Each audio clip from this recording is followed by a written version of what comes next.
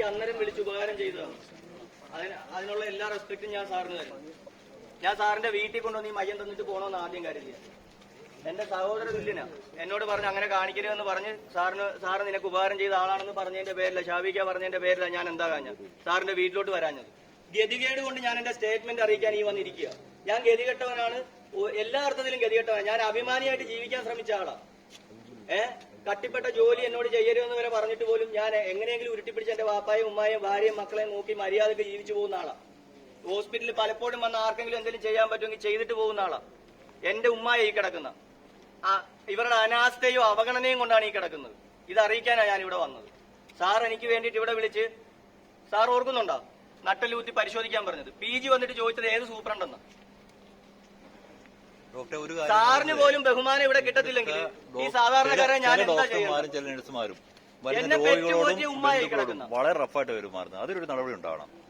ഞാനേന്നും പറഞ്ഞ് നടന്ന എന്റെ ഉമ്മായി കിടക്കുന്ന പോരടിച്ച് ഒരു വീട് തട്ടിക്കൂട്ടി എന്നെ അതിനകത്തൊന്ന് സെറ്റിൽ ചെയ്യിച്ചത്. അത്രയും എന്നെ എനിക്ക് വേണ്ടി മെനക്കെട്ട ഉമ്മായ. നിങ്ങൾക്കൊക്കെ ഇല്ലേ അമ്മയും അച്ഛനും ഒക്കെ? നിങ്ങൾക്കൊക്കെ അറിയത്തില്ല ഈ ഇമോഷൻ. ഞാൻ അത്രയും സഹി കെട്ടിട്ടാ ഈ കോട്ടയത്ത് നിന്ന് കരഞ്ഞു പോയി ഇങ്ങോട്ട് ഓടി വന്നത്. എനിക്ക് എന്റെ വീട്ടിലോട്ട് കൊണ്ടുപോകാൻ എല്ലാരും എന്നെ വഴക്ക് പറയുക, മരിച്ച മയ്യം കൊണ്ടുവന്ന് നീ ഇങ്ങനെ കാണിക്കരുതെന്ന്. എനിക്കതല്ല, എനിക്കിവിടെ ഒരു സ്റ്റേറ്റ്മെന്റ് അറിയിക്കാനാണ് ഞാൻ വന്ന. ഇവിടെ സാധാരണക്കാരായ ആളുകൾക്ക് ഈ ഹോസ്പിറ്റൽ അല്ലാത്ത വേറൊരു ചാൻസ് വേറെ ഇല്ല. കോട്ടയത്തോട്ടൊന്നും കൊണ്ടുപോകാൻ എല്ലാവർക്കും പറ്റത്തില്ല, എനിക്കും പറ്റത്തില്ല. സാറേ എനിക്കൊരു പരാതിയുള്ളത്, HOD അമ്പിളി മേഡമാണ് ഇവിടെ അഡ്മിറ്റ് ചെയ്തത്. മര്യാദക്ക് അമ്പിളി മേഡം വന്ന് ഒരു പ്രാവശ്യം പോലും നോക്കിയതായിട്ട് ഇല്ല. സാറ് വിളിച്ച് പറഞ്ഞിട്ട് പോലും അവര് വന്നില്ല. സാറിനൊക്കെ ഞാൻ ഒരു മിനിറ്റ്, സാറിന്റെയൊക്കെ ഞാൻ വെപ്രാളം പിടിച്ച് ഓടി വന്നതിന്റെ കാരണം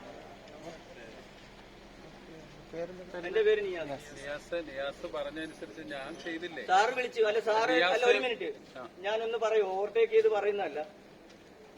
സാറ് ചെയ്തു എന്ന് പറഞ്ഞാല് ഞാൻ അവിടെ വന്ന് സാറിനോട് പറഞ്ഞു, സാർ ഇവിടെ വിളിച്ചു പറഞ്ഞു, പക്ഷെ അതിവിടെ നടന്നില്ല. ഞാനിപ്പോ പറയുന്നത് ഇങ്ങനെ നടക്കാതിരുന്നാൽ ഈ അധ്യായത്തിൽ എനിക്കൊരു പരാതി റിപ്പോർട്ട് ചെയ്യാൻ വേറൊരു ഓപ്ഷൻ ഇല്ല. സാറ് പറഞ്ഞില്ല നട്ടലൂത്തി പരിശോധിക്കാൻ, നട്ടലൂത്തി പരിശോധിച്ചില്ല. ഇന്നാണ് സാറ് മിനിഞ്ഞാന്ന് പറഞ്ഞ കാര്യം പറഞ്ഞനുസരിച്ച് ഞാൻ ICU ബെഡ് അറേഞ്ച് ചെയ്തു. ICUലൊക്കെ മാറ്റി.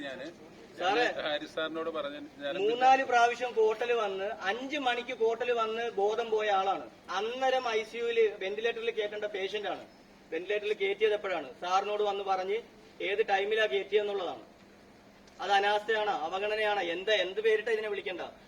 മനഃപൂർവ്വമുള്ള നരഹത്യ സാറേ ഇത്. അവർക്ക് കൃത്യമായിട്ട് അറിയാം ഇങ്ങനെ വന്ന പേഷ്യന്റിന് ഏത് അവസ്ഥയിലോട്ടാവുമെന്ന്.